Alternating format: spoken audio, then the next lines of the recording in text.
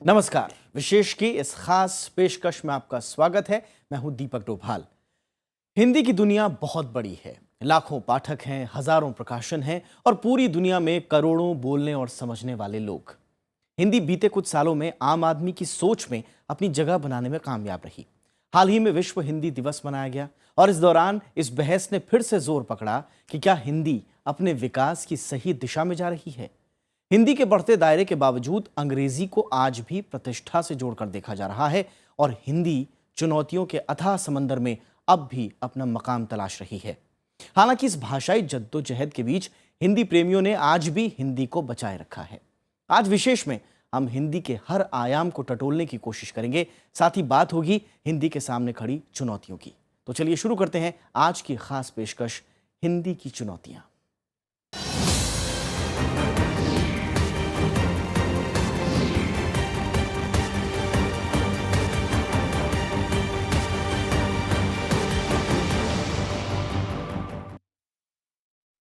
बीते कुछ दशकों में भारत और दुनिया में हिंदी को लेकर लोग संजीदा हुए हैं।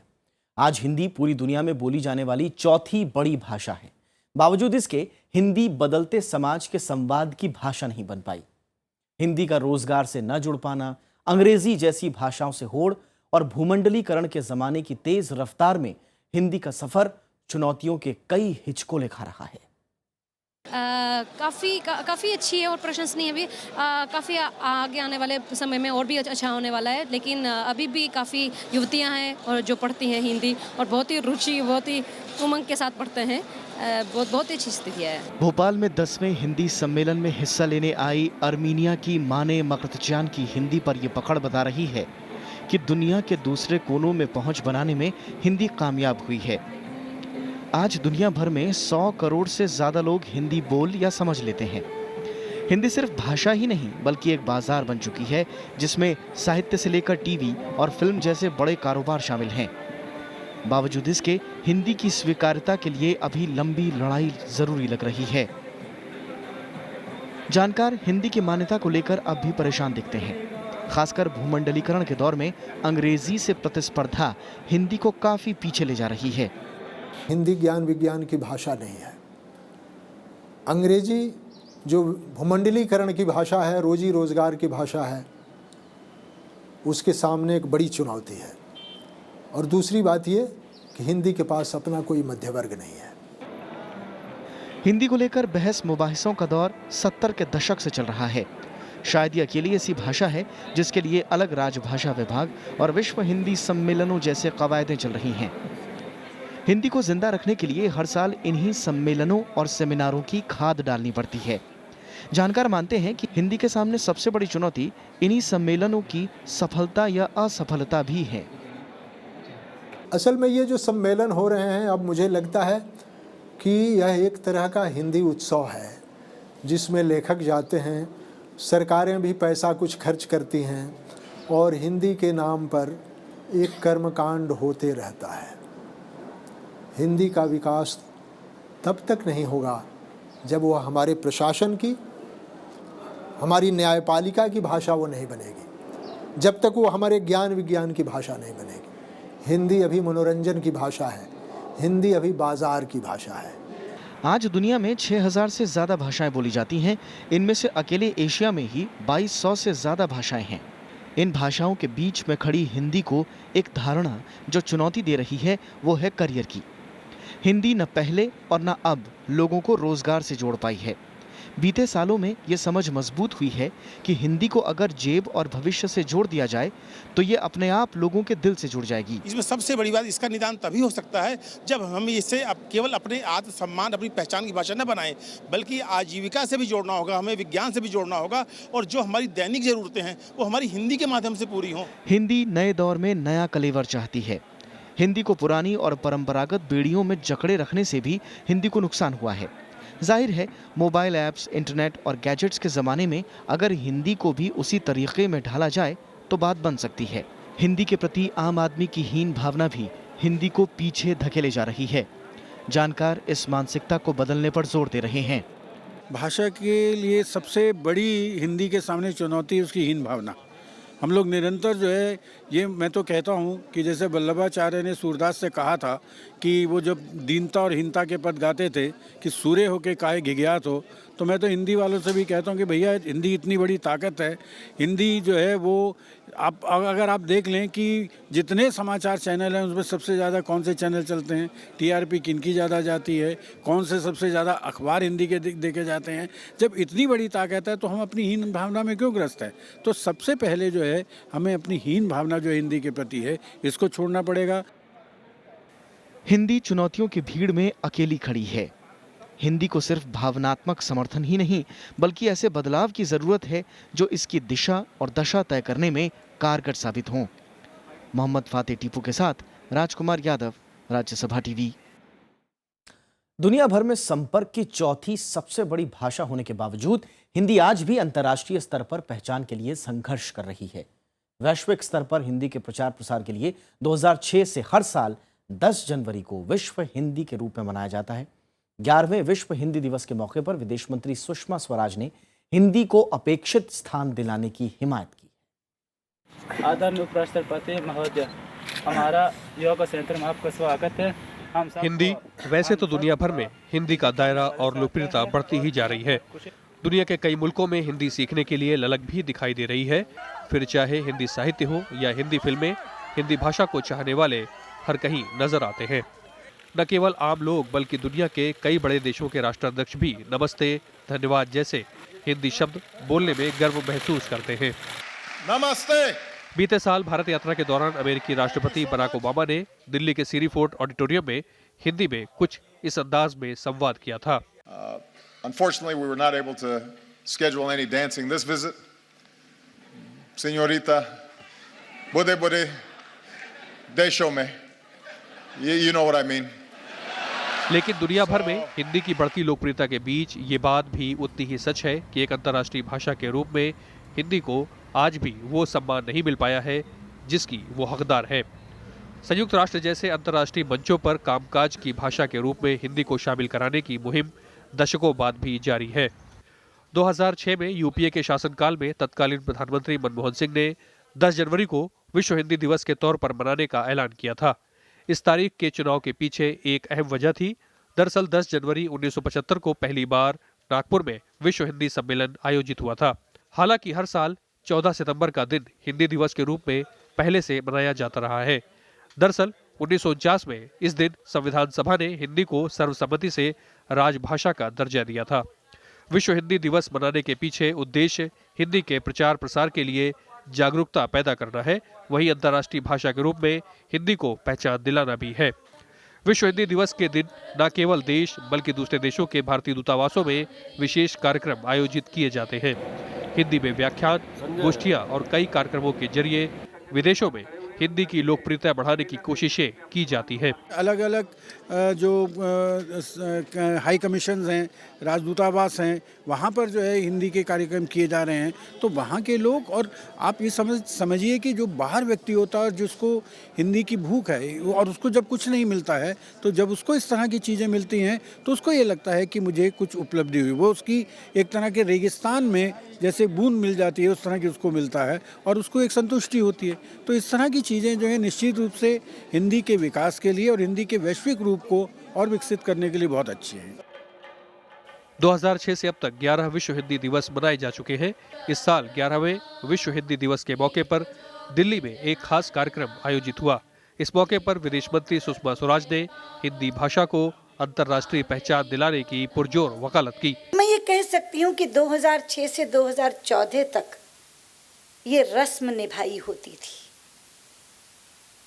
जरूर विश्व हिंदी दिवस मनाया जाता था, संकल्प भी लिया जाता था, लेकिन 24 घंटे बाद वो संकल्प समाप्त हो जाता था। पर आज मुझे एक संतोष है ये बात कहते हुए कि मात्र 19 महीने हुए हैं हमें सत्ता में आए, लेकिन आज विदेश मंत्रालय में हिंदी अपना अपेक्षित स्थान प्राप्त कर रही है। विदेश मंत्री ने सरकार की भाषा नीति के बारे में बताया। विदेश मंत्रालय में हिंदी को उचित स्थान दिलाने का भी संकल्प दोहराया गया। इसी तरह जब विदेशी अतिथि हमसे मिलने आते हैं तो पहले ही दिन मैंने अधिकारियों को कह दिया था कि मेरी भाषा नीति ये होगी कि जो विदेशी अतिथि मुझसे अंग्रेजी में बात करेगा, मैं उससे अंग्रेजी में बात करूंगी, ताकि भाषांतरकार की आवश्यकता न पड़े। लेकिन जो भी गैर अंग्रेजी भाषी आएगा, अगर कोई चीनी में बात करेगा, रूसी में बात करेगा, जापानी में बात करेगा, जर्मन में बात करेगा, फ्रेंच में बात करेगा, स्पेनिश में बात करेगा, तो मैं उससे हिंदी में भाषांतरकार को बुलाकर भाषांतर करवाऊंगी, अंग्रेजी में बात नहीं करूंगी। अंतर्राष्ट्रीय स्तर पर हिंदी का स्वरूप व्यापक तो हुआ है, लेकिन अब भी अंतर्राष्ट्रीय भाषा के रूप में इसे मान्यता दिलाने की चुनौती बरकरार है। जाहिर है विश्व हिंदी दिवस पर यह विषय भी चर्चा में रहा। राजकुमार यादव, मोहम्मद फतेह टीपू के साथ अमिताभ अरुण दुबे, राज्यसभा टीवी।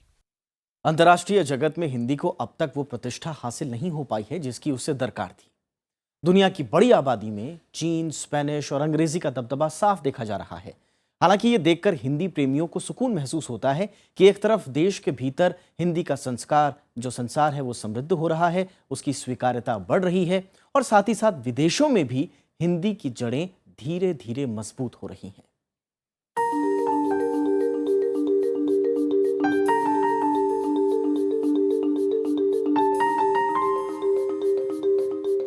आज दुनिया का शायद ही कोई ऐसा कोना होगा जहां भारतीय मौजूद नहीं हैं।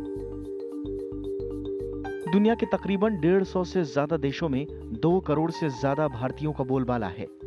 अधिकांश प्रवासी भारतीय आर्थिक रूप से समृद्ध हैं, लिहाजा दुनिया भर में बढ़ती भारतीयों की संख्या हिंदी बोलने वालों की संख्या में भी इजाफा कर रही है।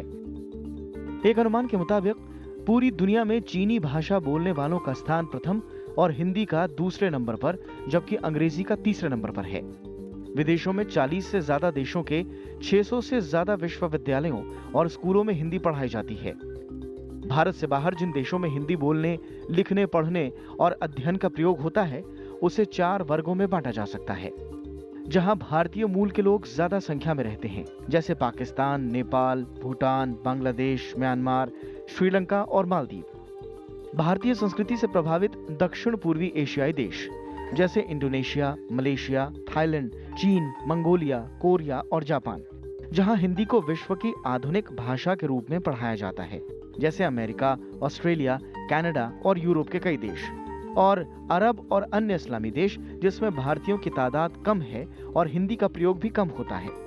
हालांकि यहाँ उर्दू का इस्तेमाल है, जिसे हिंदी से काफी मिलता जुलता माना जाता है। वो आप ट्रिनिडाद चले जाएं, सूरीनाम चले जाएं, वो आप श्रीलंका चले जाएं, वो ऑस्ट्रेलिया, जितने भी कॉन्टिनेंट्स हैं विश्व के, सब जगह जो है हिंदी है। और इसलिए हिंदी का जो वैश्विकरण हुआ है, हिंदी का जो वैश्विक रूप आता है हमारे सामने, उसको बनाए रखने के लिए और उस पर रेखांकित करने के लिए और देखने के लिए कि भाषा किस तरह से इतनी व्यापक हो गई है और एक ताकत बन गई है। दुनिया में चोटी की 5 भाषाओं पर नजर दौड़ाएं तो हिंदी उनमें चौथे पायदान पर दिखती है। चीनी, स्पेनिश और अंग्रेजी के बाद हिंदी का ही नंबर आता है। अरबी, पुर्तगाली और बांग्ला इसके बाद की 3 बड़ी भाषाएं हैं, यानी टॉप 10 भाषाओं में हिंदी के अलावा बांग्ला भी शुमार है। इस लिहाज से देखें तो यह आंकड़ा आश्वस्त करने वाला है। 2011 की जनगणना के मुताबिक देश में हिंदी 42 करोड़ 20 लाख लोगों की पहली जुबान है। वहीं अंग्रेजी महज 2,26,449 लोगों की पहली जुबान बन पाई है। आंकड़े के लिहाज से देखें तो भारत में अंग्रेजी बोलने वाले लोगों की तादाद मुट्ठी भर है। हिंदी न सिर्फ लोगों की जुबान पर है, बल्कि इसका बाजार भी बहुत बड़ा है। दुनिया भर में फैलते हिंदी के बाजार के पीछे बॉलीवुड भी एक अहम भूमिका निभा रहा है। देश की कई बॉलीवुड हस्तियों की दुनिया भर में लोकप्रियता है। उनकी फिल्में देखी जाती हैं, उनके गाने सुने जाते हैं, यहाँ तक कि उनके हिंदी फिल्मों में बोले गए कई डायलॉग विदेशों में बहुत चर्चित हैं। एक तो देखिए, अगर अमिताभ बच्चन का एक फेस अगर विश्व में फेमस होता है, अगर रिप्रेजेंट करते हैं इंडिया को, या शाहरुख खान रिप्रेजेंट करते हैं, तो कहीं ना कहीं वो भारतीयता को तो रिप्रेजेंट कर रहे हैं। इंडियन जो एक फेस है इंटरनेशनल लेवल पे रिप्रेजेंट हो रहा है।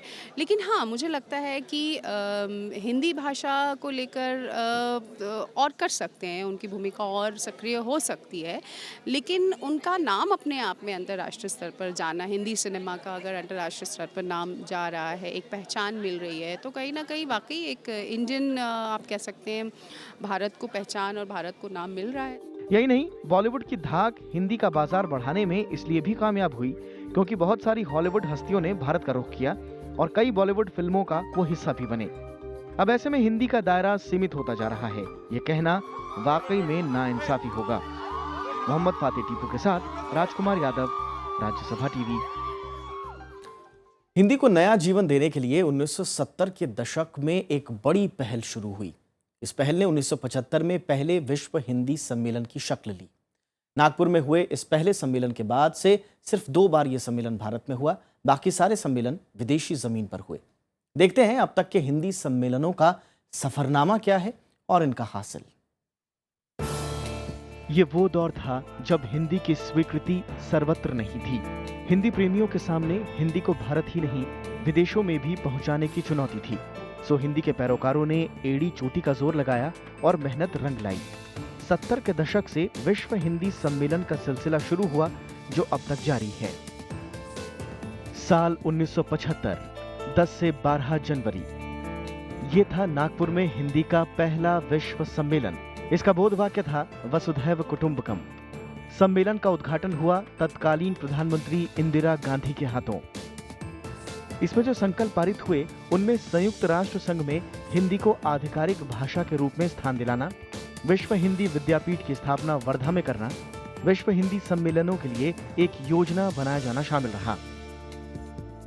इसके बाद साल 1976 में 28 से 30 अगस्त तक मॉरिशस के पोर्ट लुई में दूसरा हिंदी विश्व सम्मेलन आयोजित हुआ।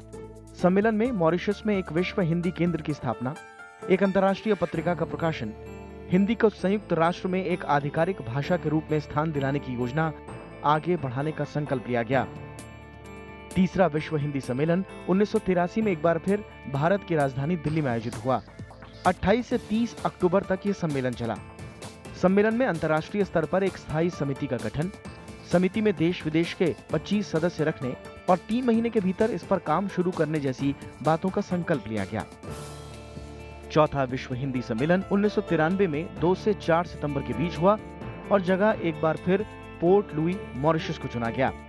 इसमें पारित संकल्पों में 3 महीने के अंदर एक स्थायी समिति और सचिवालय का गठन, मॉरिशस में विश्व हिंदी केंद्र की स्थापना की मांग, भारत और भारतीय मूल की जनसंख्या वाले देशों के बीच संवाद बढ़ाने जैसी बातों पर जोर दिया गया। पांचवा विश्व हिंदी सम्मेलन 4 से 8 अप्रैल 1996 को हुआ। इस बार जगह थी पोर्ट ऑफ स्पेन, त्रिनिडाद और टोबैगो। इस सम्मेलन का विषय था अप्रवासी भारतीय और हिंदी। सम्मेलन में विश्व हिंदी मंच बनाने, मॉरिशस हिंदी सचिवालय के लिए एक अंतर सरकारी समिति का गठन और तमाम देशों से अपने यहाँ हिंदी के अध्ययन अध्यापन की व्यवस्था करने की अपील का संकल्प लिया गया। छठा विश्व हिंदी सम्मेलन 14 से 18 सितंबर 1999 के बीच ब्रिटेन के शहर लंदन में हुआ। इसमें जो संकल्प लिए गए उनमें हिंदी के सुदूर शिक्षण के लिए जरूरी कदम उठाने और नई पीढ़ी में हिंदी को लोकप्रिय बनाने की पहल करने जैसी कई अहम बातें शामिल थीं। सातवां विश्व हिंदी सम्मेलन 5 से 9 जून पारामारिबो, सूरीनाम में हुआ। इसमें हिंदी के प्रचार के लिए वेबसाइट की स्थापना और सूचना प्रौद्योगिकी के प्रयोग पर जोर के अलावा हिंदी विद्वानों की एक विश्व निर्देशिका का प्रकाशन और विश्व हिंदी दिवस का आयोजन जैसे संकल्प लिए गए। 8वां विश्व हिंदी सम्मेलन 13 से 15 जुलाई 2007 को अमेरिका के न्यूयॉर्क में हुआ। इसमें विदेशों में हिंदी के शिक्षकों को मान्यता और हिंदी को साहित्य के साथ साथ आधुनिक ज्ञान, विज्ञान और वाणिज्य की भाषा बनाने जैसी बातों का संकल्प लिया गया। 9वां विश्व हिंदी सम्मेलन 22 से 24 सितंबर 2012 को दक्षिण अफ्रीका के जोहान्सबर्ग में आयोजित हुआ। सम्मेलन में विद्वानों, लेखकों और हिंदी के प्रचार प्रसार से जुड़े लोगों का एक डेटाबेस बनाने और ज्यादा से ज्यादा 3 साल के अंतराल में विश्व हिंदी सम्मेलन बुलाना और 10वां विश्व हिंदी सम्मेलन भारत में आयोजित करने का संकल्प लिया गया। 10वां विश्व हिंदी सम्मेलन 10 से 12 सितंबर 2015 को भारत के भोपाल में आयोजित हुआ। इस सम्मेलन में 12 अहम विषयों पर चर्चा करके कई अनुशंसाएं की गई। इसमें संयुक्त राष्ट्र में हिंदी को मान्यता दिलाने पर जोर, राजभाषा लोकपाल बनाने की पहल, सीबीएसई में 9वीं के बाद हिंदी अनिवार्य बनाना, हिंदी में पासपोर्ट आवेदन और विदेशों से संधियों के पत्राचार की भाषा हिंदी को करने पर जोर दिया गया। इस सम्मेलन में 11वां विश्व हिंदी सम्मेलन 2018 में मॉरिशस में आयोजित करने का भी संकल्प लिया गया। विश्व हिंदी सम्मेलन का भोपाल में हुआ 10वां आयोजन 32 साल बाद देश में हुआ। इसमें 37 देशों के हिंदी भाषा के जानकारों ने अपनी राय और सुझाव दिए। अब तक हुए सभी सम्मेलनों में सबसे ज्यादा जोर विदेशों में हिंदी के प्रचार प्रसार और संयुक्त राष्ट्र में हिंदी को आधिकारिक भाषा का दर्जा दिलाने पर रहा। Bureau report, Rajya Sabha TV. Hindi पहले के मुकाबले बहुत बदल गई है। एक जमाने में जिस तरह की हिंदी बोली और लिखी जाती थी वो अब नहीं चल पाती। जरूरत के हिसाब से इसमें कई तब्दीलियां आई, लेकिन हिंदी में ये बदलाव दशक या 2 दशक की बात नहीं है, बल्कि हिंदी 1000 से ज्यादा सालों का इतिहास समेटे हुए है। जाते जाते हिंदी के इस सफरनामे पर एक नजर। हमें इजाजत दीजिए। नमस्कार। भाषा वैज्ञानिकों के मुताबिक हिंदी साहित्य का इतिहास वैदिक काल से आरंभ होता है। हालांकि समय समय पर इसका नाम बदलता रहा, कभी वैदिक, कभी संस्कृत, कभी प्रकृत, कभी अपभ्रंश और अब हिंदी। हिंदी भाषा के उद्भव और विकास की प्रचलित धारणाओं के मुताबिक प्रकृत की अंतिम अपभ्रंश अवस्था से ही हिंदी का उद्भव माना जाता है। इसे विद्यापति ने देसी भाषा कहा। हिंदी साहित्य का आरंभ 8वीं शताब्दी से माना जाता है। बौद्ध धर्म की एक शाखा का वज्रयान के सिद्धों ने जनता के बीच उस समय की लोक भाषा में अपने मत का प्रचार किया। हिंदी का प्राचीन साहित्य इन्हीं सिद्धों ने पुरानी हिंदी में लिखा। इसके बाद नाथपंथी साधुओं ने बौद्ध, शांकर, तंत्र, योग और शैव मतों को मिलाकर नया पंथ चलाया।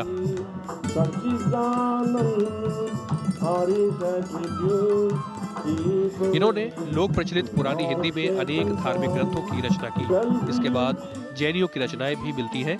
इसी काल में अब्दुल रहमान का काव्य संदेश रासक भी लिखा गया, जिसमें परवर्ती बोलचाल के निकट की भाषा मिलती है। 11वीं सदी में देशी भाषा हिंदी का रूप साफ हुआ। इस काल में राजाओं के संरक्षण में चारणों और भाटों ने रासों के रूप में प्रचलित वीर गाथा लिखी। इसी दौरान मैथिल कोकिल विद्यापति हुए, जिनकी पदावली में मानवीय सौंदर्य और प्रेम की अनुपम व्यंजना मिलती है। अमीर खुसरो का भी यही समय है। इन्होंने ठेठ खड़ी बोली में अनेक पहेलियां, बुकरियां और 2 सकुन की रचना की। इनके गीतों, दोहों की भाषा ब्रज भाषा है। किशोरीदास वाजपेयी जो पक्के हिंदूवादी आदमी थे, उन्होंने लिखा है किताब में कि हिंदी अगर 13वीं शताब्दी से बनना और पनपना शुरू हुई तो उसका सबसे पहला आदि निर्माता जो है वो खुसरो है। आज जिसकी कव्वालियां आप सुनते हैं और कभी नहीं कहते कव्वालों से कि उर्दू की चीज है, बंद करो। 13वीं सदी में धर्म के क्षेत्र में फैले अंधविश्वास को तोड़ने के लिए भक्ति आंदोलन के रूप में भारतव्यापी सांस्कृतिक आंदोलन शुरू हुआ, जिसने सामाजिक और वैयक्तिक मूल्यों की स्थापना की। इस तरह विभिन्न मतों का आधार लेकर हिंदी में निर्गुण और सगुण नाम से भक्तिकाल की 2 शाखाएं साथ साथ चली। इस दौरान कई बड़े ग्रंथों की भी रचना हुई। 18वीं सदी के आसपास हिंदी कविता में नया मोड़ आया, जो रीतिकाल के नाम से मशहूर हुआ। इसे तात्कालिक दरबारी संस्कृति और संस्कृत साहित्य से बढ़ावा मिला, तो वहीं आधुनिक काल यानी 19वीं सदी में भारतीयों का यूरोपीय संस्कृति से संपर्क हुआ।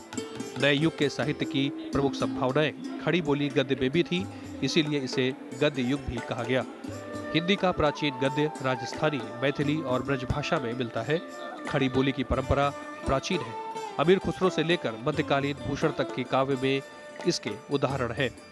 प्रशांत पांडे, राज्यसभा टीवी।